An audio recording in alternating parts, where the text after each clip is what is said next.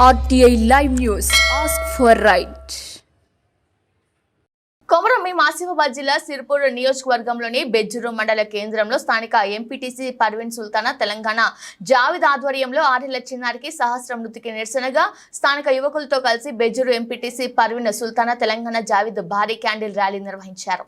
ఈ ర్యాలీ మండలంలోని గాంధీ చౌరస్తా నుండి బస్టాండ్ ఏరియా వరకు వి వాంట్ జస్టిస్ సహస్ర అని భారీ నినాదాలతో క్యాండిల్ ర్యాలీ నిర్వహించారు. ఈ సందర్భంగా ఎంపీటీసీ పర్వీన్ సుల్తానా తెలంగాణ జావిద్ మాట్లాడుతూ బీహార్ రాష్ట్రం ఉజ్జయిని జిల్లాకు చెందిన వినోద్ మాజు అనే వ్యక్తి అందులో 6 ఏళ్ల పాపను కిడ్నాప్ చేసి మిల్లు సమీపంలోని నిర్మానుష ప్రదేశంలోకి తీసుకెళ్లి అత్యాచారం చేసి హతమార్చాడు.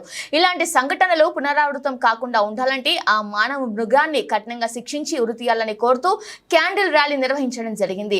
బెజ్జూరు మండల స్థానిక ఎంపీటీసీ పర్వీన్ సుల్తానా తెలంగాణ జావిద్ అన్నారు. ఈ కార్యక్రమంలో మాజీ ఎంపీపీ కొండ్రా మనోహర్ గౌడ్, మాజీ సర్పంచ్ జిల్లాల సుధాకర్ గౌడ్, నాయకులు కొండవీటి భాస్కర, రాజు సామల, తిరుపతి, అమీరుద్దీన్, లింగం పద్మాకర్, తాజుద్దీన్, కావిడే సురేష్ తదితరులు పాల్గొన్నారు.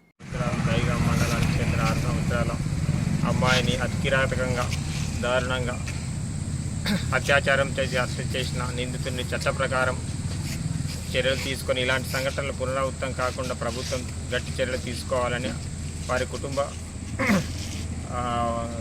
ప్రగాఢ శాంతిని వ్యక్తపరుస్తూ ర్యాలీ నిర్వహించడం జరిగింది.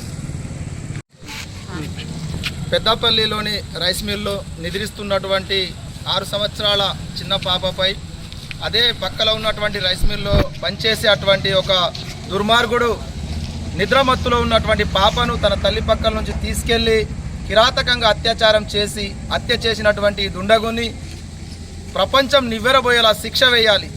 ఈ శిక్షతోని మళ్ళొకసారి చిన్నారులపైన కన్నెత్తి చూడడానికి కూడా సమాజం జంకాలి వంకాలి అని చెప్పేసి ఈ సభాముఖంగా తెలియజేస్తూ ఆ చిన్నారి పాప యొక్క కుటుంబం మా సిర్పూర్ నియోజకవర్గంలోని దైగాం మండలానికి చెందింది.